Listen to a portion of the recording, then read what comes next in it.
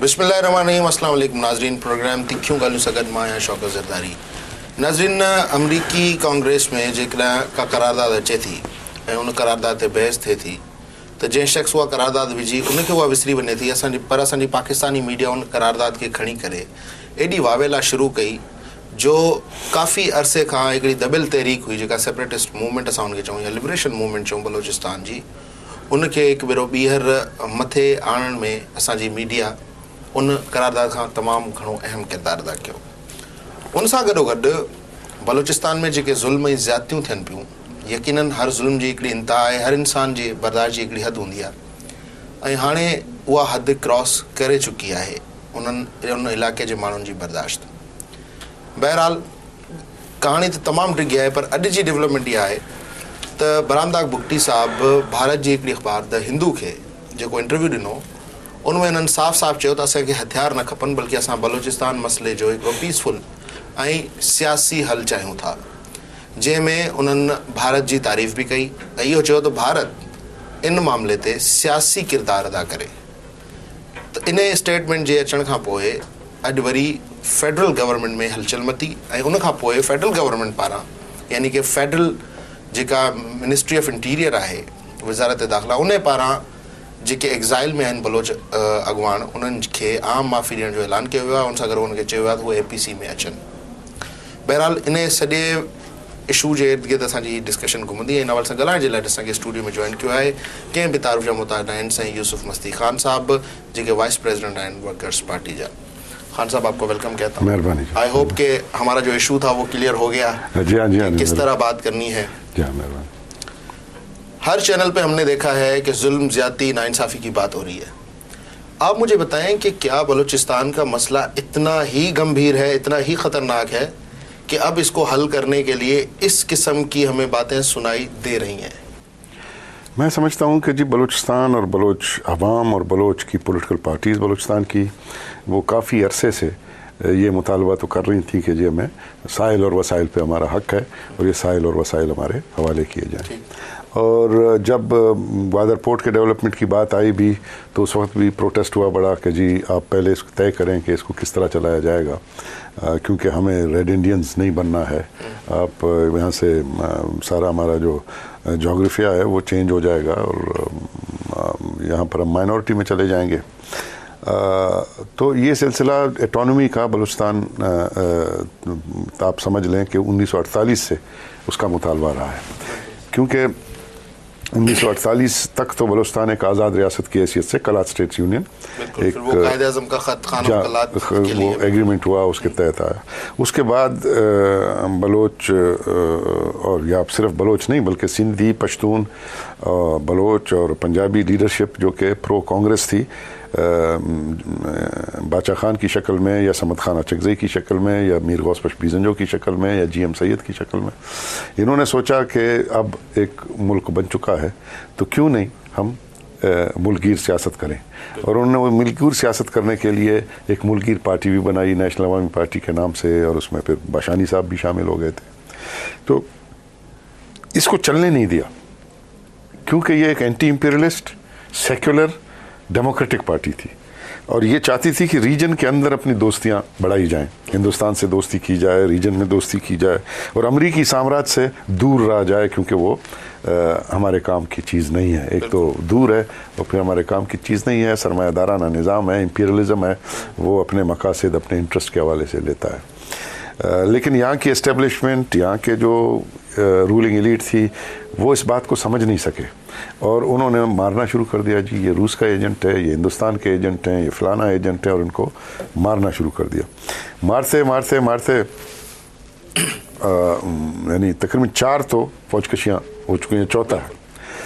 1970 में दोबारा जब पाकिस्तान 2 लाख हो चुका था, 90,000 कैदी थे, फिर भी नैप ने अपना किरदार यही अदा किया कि 1973 के आइन को दस्तखत किया, आज़ादी का ऐलान नहीं किया। क्योंकि इलेक्शंस के बाद भुट्टो साहब की पीपल्स पार्टी सिर्फ पंजाब में उभरी थी as largest party, majority party. Sindh में वो सिंगल लार्जेस्ट पार्टी बन के उभरी थी।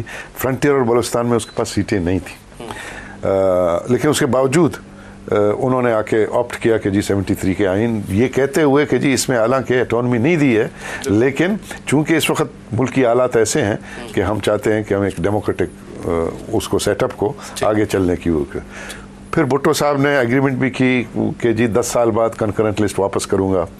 और 73 में जब 14 अगस्त 1973 में आइन दस्तखत होता है तो 15 अगस्त 1973 में आइन को सस्पेंड किया जाता है। साहब देखिए, अब ठीक ये एक हिस्ट्री है जो बड़ी एक लंबी हिस्ट्री है। अगर हम रिसेंट हिस्ट्री की बात करें तो रिसेंट हिस्ट्री में हम ये देखते हैं कि बलूचिस्तान में एक तरफ ऐसा ग्रुप है जो लिबरेशन की डिमांड कर रहा है और एट द सेम टाइम हमें प्रोविंशियल असेंबली भी नजर आ रही है और क्लेम ये किया जाता है जो असेंबली में बैठे हैं वो एजेंसियों के बंदे बैठे हैं और उनको एजेंसियां चला रही हैं। ठीक है, एक मुल्क की एक फौज है, एक सूबा है एक मुल्क का, वहाँ यकीनन नाइंसाफियाँ हुई हैं, नाजायजियाँ हुई हैं, लेकिन फिर वो डेमोक्रेसी में अगर हम मेजॉरिटी और माइनॉरिटी का तसादुम करते हैं तो मेजॉरिटी तो असेंबली में बैठी है जो सरदारान है वहाँ के। तो फिर किस तरह ये लिबरेशन की जो बात हो रही है ये जस्टिफाइड किस तरह हो रही है? वो इस तरह हो रही है ना कि जी जो APDM के हवाले से बलोच लीडरशिप ने बाइकाट कर दिया था इलेक्शंस का, और आप यकीन जाने कि बलूचिस्तान में इस वक्त जो असेंबली बैठी है वो 3000, 2000, 3000, 2000 वोटों से जीत के आई है। मकरान में जो कॉन्स्टिट्यूंसी है वो 4000 वोट से नेशनल असेंबली में बैठी है। तो ये आप नहीं कह सकते हैं कि मेजॉरिटी वहाँ बैठी हुई है, ठीक है ना। बाकी तो बाइकाट में था सारा बलूचिस्तान, तो इसीलिए वो नुमाइंदा असेंबली नहीं है, इस वजह से बेबस है। अगर नुमाइंदा असेंबली होती तो बेबस नहीं होती, जाहिर है फिर उसका कुछ अजाला होता, लेकिन बेबस आपको नजर आ रही है। उसकी वजह है कि नुमाइंदा असेंबली नहीं है। अब मसला यह है कि यही लोग जो आज पहाड़ में लड़ रहे हैं, ठीक, ये सब असेंबली के जुज़ भी थे, ठीक है, ये सब मिनिस्टर भी रहे हैं सूबाई असेंबली में, ठीक है। अब ये पागल तो नहीं हो गया ना कि अचानक इन्होंने रुख जो है वो उस तरफ कर दिया, हालांकि यहाँ असेंबली में वो वजारत में भी आ सकते थे, सारा आ सकते थे, लेकिन बलूचिस्तान का मुतालबा जो है कि साइल और वसाइल हमारे बलोचों के हों, क्योंकि देखो सबसे बड़ा सूबा है एरिया के लिहाज से, पाकिस्तान का सबसे बड़ा हिस्सा है वो, ठीक है ना, 44.6% हिस्सा है उसका, ठीक है, लेकिन उसकी आबादी भी कम है, ऐसा नहीं कि ज़्यादा है, लेकिन वो सबसे गरीब सूबा है। यानी वर्ल्ड बैंक के रिपोर्ट के मुताबिक 80% अवाम जो है बलूचिस्तान का वो गुर्बत की औसत से नीचे ज़िंदगी बसर कर रहा है, ठीक है। गैस अगर वहाँ से निकलता है तो वहाँ के लोगों को गैस नहीं मुहैया होता, मादनियात वहाँ से निकलते हैं वो उनको मुहैया नहीं होते हैं। तो एक वो तो था ना जी कि हमें, और फिर जब कोई बजट आता था तो कहते थे ये जो हमने 7 अरब दे दिया इनको खैरात में, ठीक है, लोन दे दिया, फलाना दे दिया, ये दे दिया।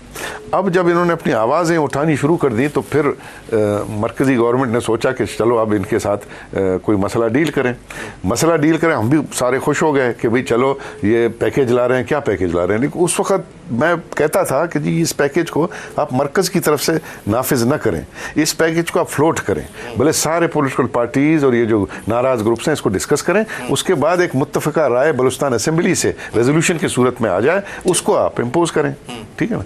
ये नहीं हुआ, ऊपर से नाफिज किया गया। अब ऊपर से नाफिज की हुई चीज़ वो चलती नहीं है। इसी तरह 18वीं तरमीम है, इसमें बुनियादी मसला सिंध या बलूचिस्तान या छोटे सूबों का ये है कि जी हम कौमियतें हैं, ठीक है, हमें कौमियत तस्लीम किया जाए, हमारी ज़ुबान, कल्चर, ट्रेडिशंस को मरकज़ियत दी जाए और हमें एक सही पार्टनरशिप के हवाले से हमको हमारे साथ डील किया जाए। तो उस चीज़ को तो 18वीं तरमीम ने डिस्कस नहीं किया, सिर्फ पख्तूनख्वा का नाम रख दिया और बलूचिस्तान को उसका स्पेलिंग करेक्ट कर दिया, ठीक है ना। बाकी ये उसने तस्लीम नहीं किया कि ये मुल्क या ये फेडरेशन मुख्तलिफ कौमियतों पर मबनी है, जिसमें बलोच है, पश्तून है, सराइकी है, सिंधी है, पंजाबी है, ठीक है ना, और इनका कल्चर, इनका ट्रेडिशन, इनके लैंग्वेज वो सारे हम। लेकिन ठीक है, यहाँ अगर हम इस चीज़ को भी इन कर दें, देखें ठीक है, जो लोग असेंबलियों में गए चले उनको ख्याल नहीं था, लेकिन जो आज पहाड़ों पे चढ़ गए हैं और जब ये मतलब एक जेंटलमैन की तरह ज़िंदगी गुजार रहे थे, पहाड़ों पे तो अब गए ना, जब एक जेंटलमैन की तरह ज़िंदगी गुजार रहे थे तब भी उन्होंने प्राइवेटली तो अपनी कौम को कुछ नहीं दिया ना स्कूल्स दिए, ना उनको अच्छे हॉस्पिटल्स दिए, ना उनको कोई सहूलियात दी। और आज यही लोग अगर ये सेपरेशन की बात करते हैं और फेडरेशन को नहीं मानते हैं तो डोंट यू थिंक कि फिर इनके लिए कितना बड़ा चैलेंज हो जाएगा उस आवाम को संभालना? देखिए जी, जब आप ऑटोनॉमी नहीं देते, आप पैसे नहीं देते, ठीक है ना, तो प्रोविंशियल जो हमारी असेंबली है वो कहाँ से काम करेगी? नहीं कर सकती। उनका झगड़ा ही यही है ना कि जी हमें दिए जाएं। और ये लोग जो अभी पहाड़ पे चढ़े हैं तो नौजवान हैं, लेकिन इससे पहले नैप थी, नैप की 70 में हुकूमत बनी, ये बलूचिस्तान यूनिवर्सिटी उस वक्त बना, खुजदार इंजीनियरिंग कॉलेज उस वक्त बना, मस्तुंग में कैडेट कॉलेज उस वक्त बना, रोड RCD हाईवे उस वक्त बनना शुरू हो गए। लेकिन ये कि उनको छोड़ा नहीं ना, 9 महीने के बाद उनको निकाल दिया, वो लोग गद्दार हैं। ठीक है, आप यकीन जाने 300 एकड़ ज़मीन खुद मुझे प्रोफेसर करार हुसैन साहब ने कहा कि 300 एकड़ ज़मीन नैब की गवर्नमेंट ने रखी थी यूनिवर्सिटी बनाने के लिए, और करार हुसैन साहब को कराची से बुलाया था कि आप आके यूनिवर्सिटी संभालें। करार हुसैन साहब कहते हैं कि जब नैब की हुकूमत ख़त्म की गई तो उसके बाद मुझे बुलाया गया और मुझे कहा गया कि जी 300 एकड़ तो बलोच तो इतना पड़ता नहीं है, तो ये 300 एकड़ क्या करेंगे आप, हम इसको कट करके 100 एकड़ करते हैं, बाकी 200 एकड़ जो है हम हाउसिंग स्कीम्स बनाएंगे। तो उसी वक्त करार हुसैन साहब कहते हैं मैंने इस्तीफ़ा दे दिया। मैंने कहा इनको ये समझ नहीं है कि यूनिवर्सिटी के लिए तो 300 एकड़ भी कम है, क्योंकि एक एक्सपेंड होगा, इसके मुख्तलिफ डिपार्टमेंट बनेंगे, हॉस्टल्स बनेंगे, ग्राउंड्स बनेंगे, ये तो इनके सोच में है ही नहीं। तो वो कहते हैं मैंने उसी वक्त इस्तीफ़ा दे दिया। तो जो लोग काम कर रहे थे, जिनको आज आप कहते हैं कि पहाड़ों में गए काम नहीं किया, उनको तो हटा दिया, ठीक है ना, उनको हटा के एक तरफ कर दिया और फिर खुद बैठे रहे। नहीं, लेकिन एक देखें, जब आप एक कौम के लिए सोचते हैं तो ज़रूरी नहीं है कि आप हुकूमत में, आप इनफरादी हैसियत में भी बहुत कुछ करते हैं, लेकिन इनफरादी हैसियत में जो हमें बाज़ाहिर एक पिक्चर नज़र आई है, वेदर वो पिक्चर सही है या गलत है, क्योंकि मैं खुद तो गया नहीं हूँ, मीडिया के ज़रिए जो पिक्चर नज़र आती है या जिस किस्म के 2 वे बयानात आते हैं, तो लगता ये है कि जो पहाड़ों पर गए उनके पास हैं हथियार, और जो इधर है पाक फौज, यकीनन फिर एक इंसर्जेंसी चल रही है कंटिन्यूस। तो डोंट यू थिंक कि वो हथियार खरीदने की बजाय अगर इनफरादी तौर पे अपनी सोसाइटी को डेवलप करने की कोशिश करते तो आज इस मसले को शायद हमें डिस्कस ही नहीं करना पड़ता। जी देखें, अगर इंडिविजुअली लोग अपने सोसाइटी को डेवलप कर सकते तो रियासतों की ज़रूरत नहीं पड़ती। रियासत क्यों बनाए जाते हैं? रियासत तो, और उसमें एक मुआहदा भी हो जाता है सिटीजन्स का और रियासत का, जिसको हम कहते हैं कि जी उमरानी मुआहदा, जिसमें सियासत के कुछ तकाजे हैं जो फुलफिल करे, ठीक है ना, हेल्थ है, एजुकेशन। कंटिन्यू करेंगे, ब्रेक का इशारा हो गया। नाज़रीन, प्रोग्राम में एक शॉर्ट ब्रेक जो इन सवाल जवाब इन ब्रेक हम post tune and keep watching our show.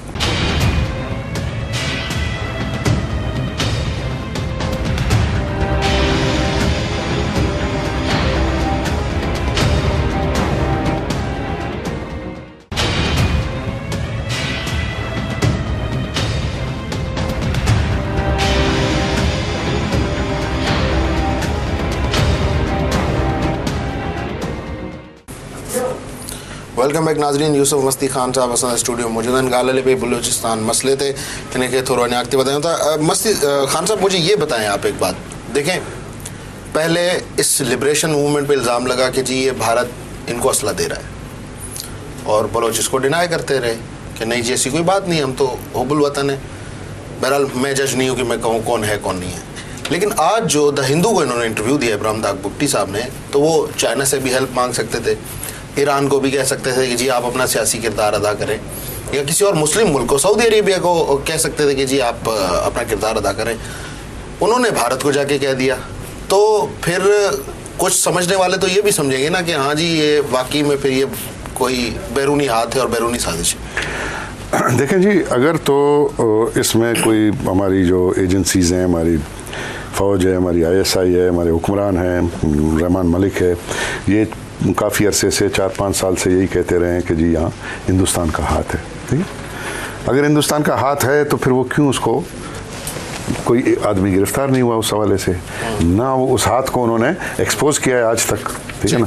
बयान है ना कि जी हिंदुस्तानी हाथ है, हिंदुस्तानी। सर यहीं से कंटिन्यू है, सरदार सनाउल्लाह ज़हरी साहब हैं PMLN के। अस्सलाम वालेकुम ज़हरी साहब। वालेकुम सलाम जी, अस्सलाम वालेकुम ज़हरी साहब। वालेकुम सलाम जी, आपको वेलकम कहेंगे हम अपने प्रोग्राम में। ज़हरी साहब, बलूचिस्तान मामले की बात चल रही है और इस वक्त सवाल मैंने ये उठाया था कि माजी में ये जो बलोच लिबरेशन मूवमेंट के कारकुनान हैं उनके हवाले से इल्ज़ाम लगता रहा है, या बलूचिस्तान में जो मसाइल हैं उस पर इल्ज़ाम लगा कि जी ये बैरूनी हाथ है, भारत का हाथ है।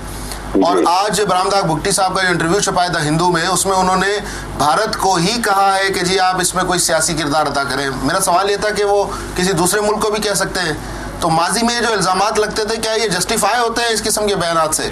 देखिए जी, बयानात से तो बात नहीं बनती है ना। बयानात तो कुछ भी आप लगा सकते हैं, कुछ भी कह सकते हैं, लेकिन आप देखें कि ये नौबत क्यों आई कि आज जो है वो हम सबको भारत से अपील करनी पड़ी, या हम जो है भारत से अपील कर रहे हैं या दूसरे ममालिक से अपील कर रहे हैं और उनको कह रहे हैं कि जी बलूचिस्तान में जो है ह्यूमन वायलेशन हो रही है, ह्यूमन वायलेशन को रोकने के लिए आप वो करें। असल मसला ये है, इस पे अभी हमें ये सोचना है। अब हम बड़ा इल्जाम अगर लगाते रहेंगे तो ये मामलात नहीं होंगे।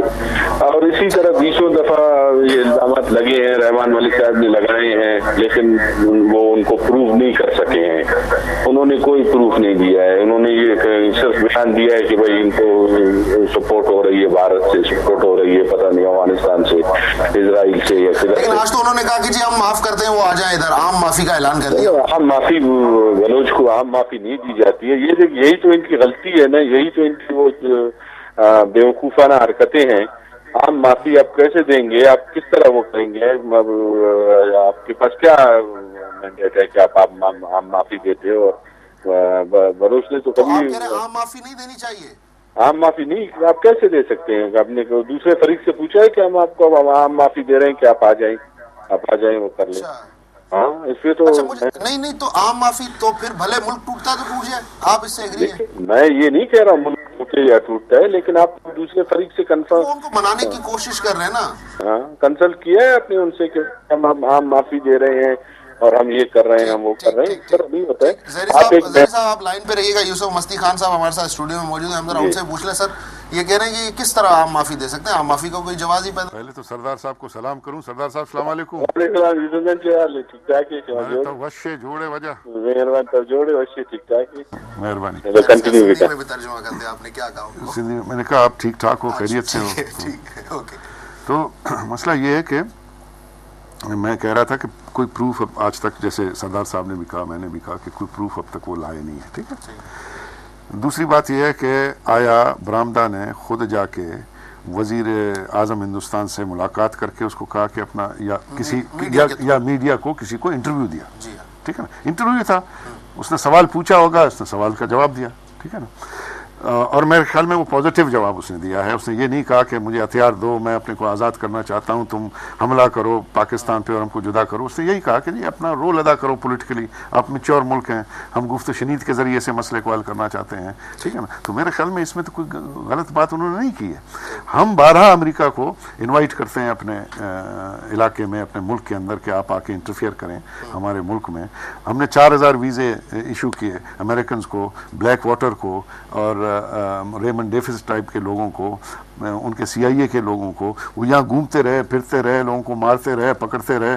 तो ये जब आप खुद रियासत इनवाइट करता है तो कैसे होगा? देखें उनके जहन में एक चीज़ है, लेकिन उनके जहन में ये है कि भाई बात ये है कि ये तो खुद सॉवरेन स्टेट नहीं है। ठीक है ना, ये तो अमेरिका का गुलाम है। तो हम गुलाम से क्यों बात करें, हम मालिक से क्यों नहीं करें? सही। लेकिन उस मालिक की आपसे मोहब्बत तो देखे ना। आपने खुद ही अभी कह दिया कि जी उनके 4000 बंदों को वीजे मिले, ब्लैक वाटर, CIA, लोग मरे यहाँ पे, पाकिस्तानी मरे, हो सकता है इस प्रोविंस में भी मरे हो लोग, इनके खिलाफ भी कोई ना कोई एक्शन हुआ हो कहीं ना कहीं इंडिविजुअल ग्रुप्स के हवाले से। लेकिन हम यही तो बात कर रहे हैं कि आप फिर उसके मतलब कौन सी गारंटी पे आप उनके साथ जाएंगे?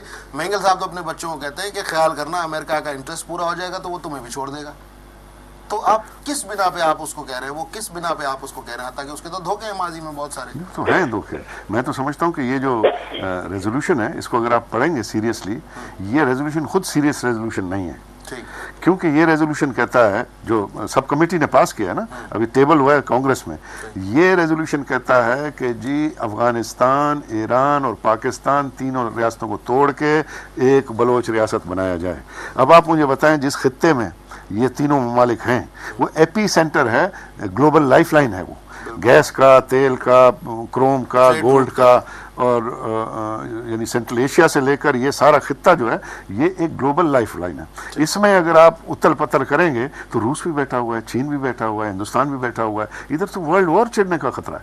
सही। तो मैं नहीं समझता हूँ कि इन्होंने सीरियसली कोई इस तो पे एक बार वर्क जहरी किया। साहब से पूछ लूं, तो जहरी साहब, मस्ती खान साहब कहते हैं कि जिस किस्म के हालात हैं और जिस किस्म की कयास आराइयाँ हो रही हैं, तो यहाँ तो वर्ल्ड वॉर छिड़ सकती है, बड़ा एक सेंटर पॉइंट है पूरी दुनिया की जो है वो लाइफ लाइन का।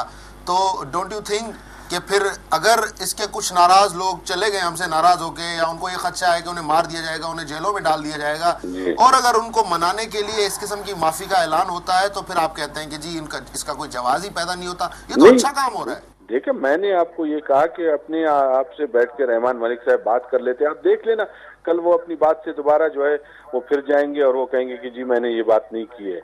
जब वहां से उसको डंडे लगेंगे रहमान मलिक को ऊपर से, जब आप देखेंगे फिर वो कल अपनी बात से फिर जाएंगे। मेरा कहने का मतलब ये है कि जो दूसरे स्टेक होल्डर है उनको अपने कॉन्फिडेंस में लिया है ये करके, और बलोच कभी जो है वो हथियार नहीं फेंकते हैं। दूसरी बात ये है कि जैसे यूसुफ जान ने कहा कि ये जो इधर ये 3 ममालिक हैं, इससे पहले यहाँ पर कुर्दों की भी एक जो है वो चल रही है, तहरीक चल रही है, तकरीबन उसको काफी 50-100 साल हो गए हैं, लेकिन वहां पर उन्होंने कभी वो नहीं किया है। और अब आप देखें कि ये कितना सीरियस है। ये चलो उनका हम समझते हैं कि ये जो है पाकिस्तान पे दबाव डालने का एक तरीका है। और अब 3 ममालिक को आप इतने बड़े ममालिक को तोड़ के एक रियासत आप बनाने की बात करते हैं, और हम समझते हैं कि ये सारी हुकूमत की नादानियां की वजह से ये जो सब कुछ जो कुछ हो रहा है। अगर इसको शुरू दिन से डे 1 से हमने, जब आसिफ जरदारी साहब प्रेसिडेंट बने थे, उस वक्त हमने कहा बलूचिस्तान के मसले को संजीदगी से लिया जाए। हालांकि हमारे जो दोस्त हैं अब जो गए हुए हैं या जो पाकिस्तान की सियासत की बात नहीं करते हैं, जब पीपल्स पार्टी की हुकूमत बनी थी, यूसुफ जान को याद होगा, मुझे भी याद होगा, उन्होंने 3 महीने के लिए असफुर सीजफायर किया था, लेकिन फिर उस सीजफायर को भी संजीदगी से नहीं लिया गया। उसको भी यही कहा गया कि जी अब कमजोर हो गए, चंद लोग हैं, चंद अनासर है, चंद एलिमेंट है, और ये है वो है, उसको इस तरह करके उन्होंने इस बात को टाल दिया। तो मैं अपने मौक़िफ़ पे यही कायम रहूंगा कि पीपल्स पार्टी की हुकूमत ने शुरू दिन से बलूचिस्तान के मसले को सीरियस ही नहीं लिया, उसकी वजह से ठीक है। अब जरा यूसुफ साहब की तरफ जाइए। वो कह रहे हैं कि पीपल्स पार्टी ने सीरियस नहीं लिया, हत्ता कि अब जो एपीसी हो रही है तो पीएमएलएन का ये खदशा है कि ऐसी एपीसी का क्या फायदा, हमने तो जाना ही नहीं है। अगर हम खबरों की बात करें तो फिर अगर एपीसी में नाराज रहनुमाओं को लाने के लिए, उनको मनाने के लिए अगर कोई तरीका हुकूमत को बेहतर लगता है और वो करती है और वो आते हैं, तो डोंट यू थिंक फिर उन स्टेक होल्डर्स का ही फायदा होगा और उन स्टेक होल्डर्स को कन्विंस करने में हमें जो है वो फायदा होगा? देखें जी, हमारी हुकूमत का बदबख्ती ये है कि वो हमेशा, हम तो कहते हैं ना फौज एक्स्ट्रा जुडिशल स्टेप्स लेती है, तो हमारी हुकूमत भी एक्स्ट्रा पार्लियामेंट्री स्टेप्स लेती है। हर कोई ऐसा मसला आता है तो कहते हैं जी एपीसी करेंगे। मेमोगेट पे एपीसी किया, क्या हुआ उसका? ठीक है। या आपके ओसामा बिन लादेन पे एपीसी किया तो क्या हुआ उसका? कुछ नहीं, नतीजा तो कुछ नहीं निकला। अब एपीसी की ज़रूरत नहीं है। बात यह है कि पार्लियामेंट मौजूद है जहां इलेक्टेड मेंबर्स हैं। पार्लियामेंट का मेरा मकसद यह है कि सेनेट और नेशनल असेंबली, ये दोनों मौजूद हैं, इधर मेंबर्स मौजूद हैं और दोनों तरफ से बलोच भी मौजूद हैं, ठीक है ना। तो पार्लियामेंट्री एक सेशन बुलाएं पार्लियामेंट की, उस समय वो सीधा फौज को कहें कि आपने इल्ज़ाम लगाया कि ये हिंदुस्तान के एजेंट हैं, आप प्रूफ मुहैया करें। में ISI को बुलाएं, MI को बुलाएं, उस पार्लियामेंट में चीफ ऑफ आर्मी स्टाफ को बुलाएं कि भाई आप प्रूफ करो आपने कैसे इल्ज़ाम लगाया उनके ऊपर। और उसके बाद ज़ाहिर है प्रूफ तो कोई है ही नहीं उनके पास, होता तो पहले से पकड़ लेते। प्रूफ नहीं है तो फिर कहते कि जी अब हम माफ़ी चाहते हैं बलोचों से, आप आ जाएं, आपको कुछ नहीं हम कहते। और ये सारे केसेस, ये नहीं कि हम आपको माफ़ करते हैं, हम आपसे माफ़ी मांगते हैं क्योंकि हम मिसलीड हुए हैं, ठीक है ना।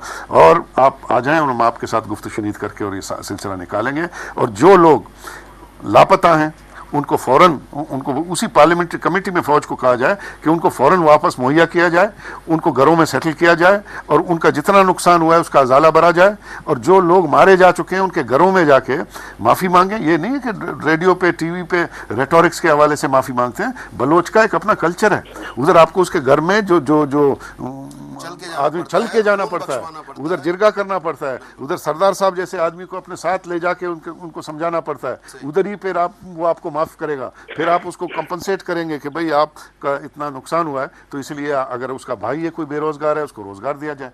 तो इस किस्म से अगर कोई सीरियस स्टेप्स लिए जाते हैं तो ठीक है। अगर नहीं फिर अच्छा उसके बाद ये भी तय किया जाए कि दोबारा रिविजिट किया जाएगा कॉन्स्टिट्यूशन को, और इस कॉन्स्टिट्यूशन में मजीद साइल और वसाइल जितने भी बलूचिस्तान के हैं, सिर्फ बलूचिस्तान नहीं बल्कि सिंध के हैं, बलूचिस्तान के हैं, जितने सूबों के हैं, वो साइल और वसाइल के अपने मालिक खुद होंगे।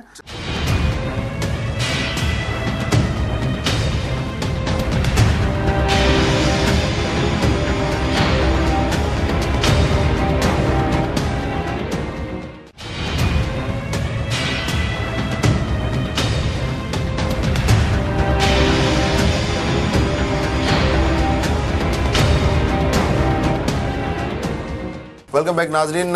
साईं यूसुफ मस्ती खान साहब ऐं गॾो गॾु सरदार सनाउल्लाह ज़हरी साहब असां टेलीफोन लाइन में मौजूद आहिनि। ज़हरी साहब, मुझे ये बताएं कि आपकी क़यादत पे ये इल्ज़ाम लगता है कि जी आप पब्लिक में तो बड़ा एंटी पीपल्स पार्टी एक स्टांस लेते हैं, बयानात देते हैं, लेकिन अंदर ही अंदर आप मिले हुए हैं। आप मेमो पे तो चले गए, लेकिन मिसिंग पर्सनस पे जैसे लोग भूख हड़ताल कर रहे हैं, लेकिन आप लोग भी एज एन अपोजिशन वहाँ पे नहीं जा रहे हैं। देखिए, आप कमाल करते हैं यार, खुदा के लिए आप इस तरह तो न करें।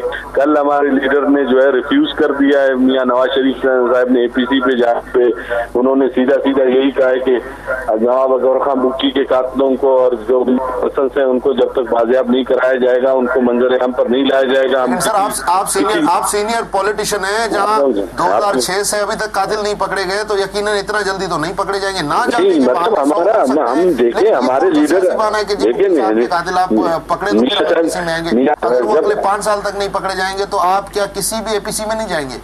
नहीं, सीधा सीधा आप नहीं, मैं आपके क्वेश्चन का जवाब दे रहा हूँ। आपने कहा कि आप अंदर से मिले, क्या कहा हम लोग, क्या अंदर से मिले हुए हैं?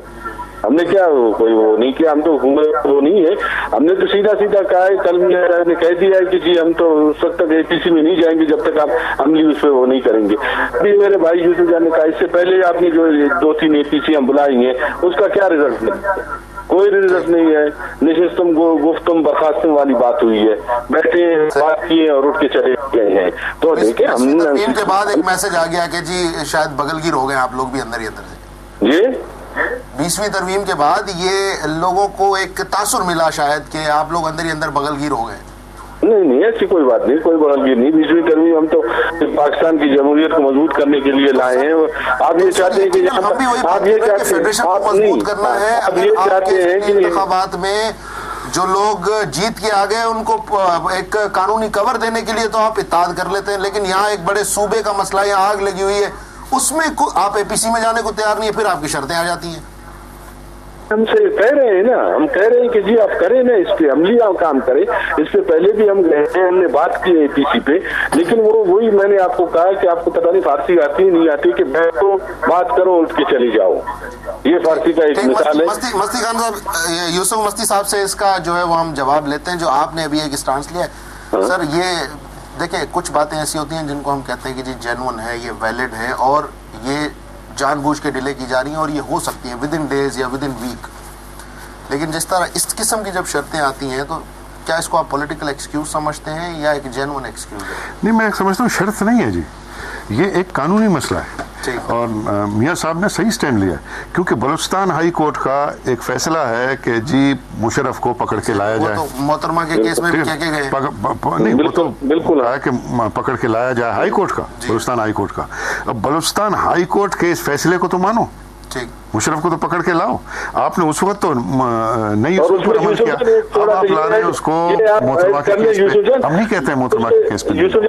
आपने इतने साल गुजारने के बाद जब आपके इलेक्शन नजदीक हो गए हैं, अब आपको मोहतरमा का भी फिक्र लग गया है, और अब आप कह रहे हैं पहले तो उसको जाने दिया, आपने खुद ग्रैंड सलूट के साथ जाने दिया, ठीक है। अब आप कह रहे हैं कि जी मोहतरमा का कातिल है और हम रेड वारंट भेजते हैं। अब आप बलोच को क्या मैसेज भेज रहे हो कि जी आपके अकबर बुक्टी को जो उसने कत्ल किया उसका तो हमें परवाह नहीं है, भले मारा है, ठीक है, लेकिन मोहतरमा को जो मारा है उसके लिए हम उसको सजा देंगे। अब बलोच के लिए तो अकबर बुक्टी मोहतरमा से कहीं ज्यादा अहम है, ठीक है ना। तो अब वो क्या मैसेज लेगा, वो कहेगा यार हमको तो हम इसलिए मार लिया तो ठीक है, यही गद्दार समझ के मारा, समझ के मारा है उसने, उसके ऊपर तो कोई एक्शन नहीं हुआ। तो जब हाई कोर्ट का एक मौजूद है उसके ऊपर अमल दरामद कराओ। अगर उनको भी अपने कॉन्फिडेंस में लेना है जो पहाड़ों में है, आप कुछ करते नहीं हो और फिर कहते हो कि जी। मेरा सवाल यह था कि देखिए आपने कहा कि कातिल पकड़े फिर हम, मेरी बात सुनिए एक मिनट यूसुफ जान, एक मिनट। ठीक है, अगर गवर्नमेंट ये बयान सुन के कुछ मतलब मुतहर्रिक होती है और कोशिश करना शुरू कर देती है, लेकिन अगर कातिल पकड़ने में डिले हो जाता है, कुछ कई कानूनी जो है वो रुकावटें आ जाती हैं, आपको पता है इस मुल्क का सिस्टम, तो क्या तब तक नवाज शरीफ साहब की बड़ी जमात एपीसी में ही ना जाए? देखिए सिर्फ कातिलों का मसला नहीं है, कातिलों को तो पकड़ना चाहिए, समझा, पहले उसमें ही पकड़ना चाहिए। ठीक है, जाहिर है जब भी कोई इस किस्म का पॉलिटिकल वो होता है कि उसमें तो आप अपने पॉइंट्स तो रखते हैं कि ये करो तो फिर मैं आऊँ, मतलब ये पॉलिटिकल एक्सक्यूज है ना? बस नहीं, पॉलिटिकल एक्सक्यूज नहीं है, पॉलिटिकल एक्सक्यूज नहीं है, वो ये है कि उससे काम कराना है कि ये आप करें, ठीक है ना, ताकि मसला हल हो। अब बात यह है कि आप वो कुछ नहीं करते हैं। आपकी जो पार्लियामेंट बैठी हुई है आज बलूचिस्तान की, ये बलूचिस्तान की पार्लियामेंट में जो सूबाई असेंबली के मेंबर हैं 3-3, 4-4 हज़ार वोट लेके बैठे हुए हैं। नुमाइंदा जमात पार्लियामेंट नहीं है ये, ठीक है ना। और उसके जब नुमाइंदा पार्लियामेंट नहीं है और उसको उन लोगों को आप मेन स्ट्रीम में लाना भी चाह रहे हैं और आप उसके ऊपर जो है सेनेट का इलेक्शन भी कर रहे हैं, तो आप क्या बात करेंगे? उनको किस तरह मेन स्ट्रीम में लाएंगे जब आप सारा सिस्टम अपना खत्म करेंगे? मैं ज़हरी साहब से लास्ट कमेंट ले लूं। ज़हरी साहब मुझे ये बताएं, चले मान लिया हुकूमत जो कर रही है गलत कर रही है, सही तरीका नहीं है, कुछ नहीं जा रहे, लेकिन इस मसले का हल आपकी नजर में किस तरह जो है वो हम हासिल कर सकते हैं, इस मसले को हल कर सकते हैं ताकि मुल्क भी ना टूटे, बलोच भी मुतमईन हो जाए और फेडरेशन भी जो है वो बाकी रहे? इसका आप क्या हल समझते हैं? देखिए मैं ये आपको कह रहा हूँ कि जैसे यूसुफ जान ने कहा कि चलिए छोड़े परवेज मुशर्रफ को, अब वो बाहर गए हुए हैं, उनके दूसरे लोग भी बाहर बैठे हो, जो लोग पाकिस्तान में हैं जिनको जैसे यूसुफ जान ने कहा कि बलूचिस्तान हाई कोर्ट की तरफ से सजा याफ्ता है, जिन्हें सजाएं दी गई हैं, जो पाकिस्तान के अंदर घूम रहे फिर रहे, रहमान मलिक, उनको तो खुदा के लिए पकड़े ना।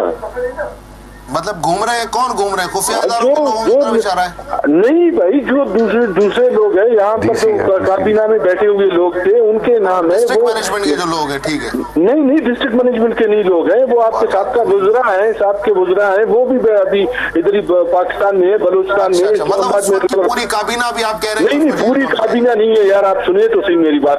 जो जमील अकबर बूटी ने जिन लोगों को नॉमिनेट किया है उसमें से 1-2 तो बाहर चले गए, इंक्लूडिंग परवेज और एक दूसरे, बाकी जो लोगों को नॉमिनेट किया है उनका नाम बता दें आप। सर आप भी बड़ी देर से पहले बुझा रहे, नाम बता दें सीधा। मतलब मुझे आप पूछे, वो साहब उस वक्त के साहब वजीर दाखिला है, दूसरे तीसरे सब इसलिए पाकिस्तान में घूम रहे हैं फिर रहे हैं, कोई उनसे पूछने वाला नहीं है।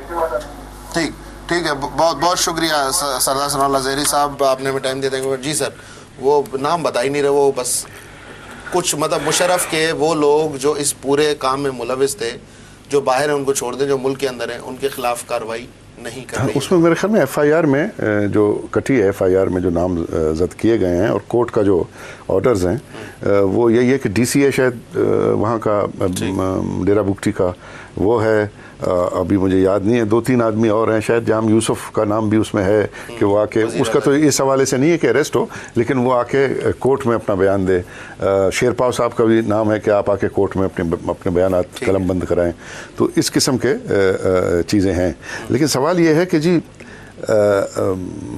इन्होंने तो जो हमारे अभी इस वक्त लड़ रहे हैं, इन्होंने तो जैसे ये हुकूमत बनी उन्होंने सीज़ फायर किया 1 महीने के लिए, ठीक है, इन्होंने बात नहीं की, फिर उन्होंने उसको एक्सटेंड किया दूसरे महीने, फिर बात नहीं की, 3 महीने तक चला। 3 महीने तक। तीसरे महीने में ये हो गया कि उल्टा वो गुलाम मोहम्मद और लाला मुनीर और शेर मोहम्मद, ये जो हमारे मकरान के मिडिल क्लास के और बीएनएम के लीडरान थे, उनको यानी वकील के दफ्तर से ज़बरदस्ती उठा के ले जाके मार के उनकी लाशें तीसरे दिन जो है वो खजूर के दरख्त से टांग के और उधर इतला दिया आके लाशें ले जाओ जिसमें कीड़े पड़े हुए थे।